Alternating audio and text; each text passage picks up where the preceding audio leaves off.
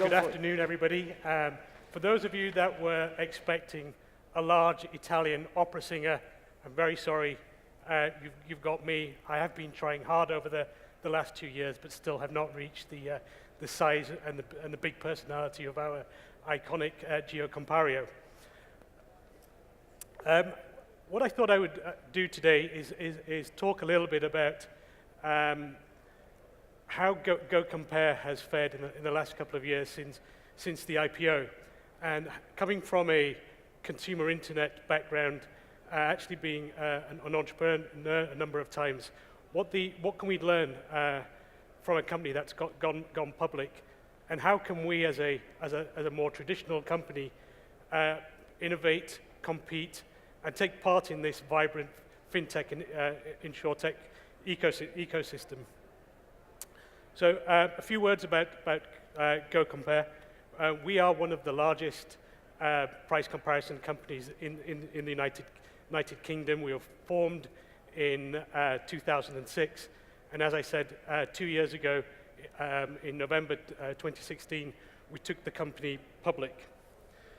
In terms of the industry in which we operate, the price comparison space in the United Kingdom gets about 25 million unique visitors a month. To put that in context, that's about the same size as the Mail Online gets visitors globally, so it's a very significant volume of traffic.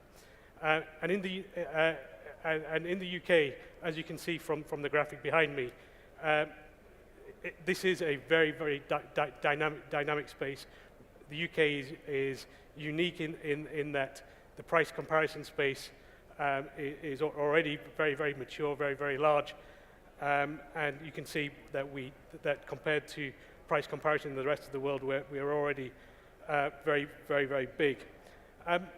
There are in the UK, it's also unusual in that there are a number of very strong competitors. So unlike in other parts of consumer internet, where you tend to see a winner takes all scenario, price comparison in the United Kingdom is dominated by 4 or 5 large players.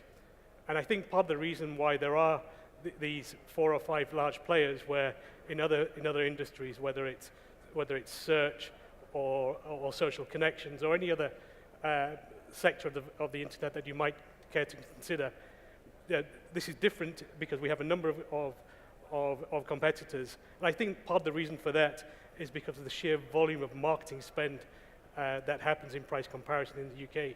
Our estimates are roughly £500 million in the price comparison space just here in the UK.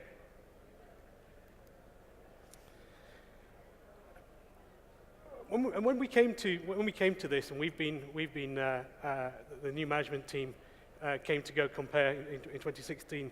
One of the things that we saw about the industry, which both interested us and concerned us, was the fact that most of the innovation in the space over the last 10 years or so seems to have been in advertising and marketing, and not so much in product innovation and making the process easier for customers. So you see the result behind me, that actually the consumer experience looks very similar whether you're at GoCompare or one of the competing sites. So one of the things that we decided to do two and a half years ago was to think about how could we differentiate on the customer experience rather than simply the branding. And to do this, we've gone on a systematic program of the last two and a half years of both organic and inorganic growth to be able to fund this product innovation agenda. And so as you can see from the slide behind me, I'm very proud to say that since our IPO, we've managed to grow our marketing margin to 46%, and we've been able to grow our EBITDA by almost 50% to £37 million last year, most of which we've been using to fund our own product innovation, both inorganic and organic. So where does that put us? Two years later, what have we done?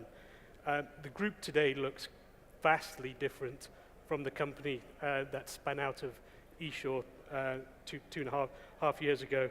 We have invested in a number of companies. For example, Mortgage Gym, which is a robo-advice platform for mortgages. We've invested in Souq Al Mal, which is an example of our international aspirations. It's a price comparison company in the Middle East. We've made a number of acquisitions. My Voucher Codes, which is a popular voucher platform, which takes the experience of price comparison from being a once-a-year touch service to being a site which people engage with on a weekly and a monthly basis, and Energy Links, which I'll come back to in a moment. We've also launched 2 weeks ago a brand new company called WeFlip, and I'll talk a little bit about that. WeFlip is the culmination of a set of both inorganic and organic innovation. It is essentially a brand new way for people to work with comparison. In this case, we've started with energy, to be able to come onto the platform, tell us about their consumption. We monitor their consumption. We check prices in the industry. We check the energy, gas, and electricity pricing from all the suppliers on a daily basis. And when the pricing changes of the suppliers, we automatically move our members onto the best product and tariff that we find for them. We do this automatically. So for the first time, price comparison, rather than being a once-a-year chore which people do at the end of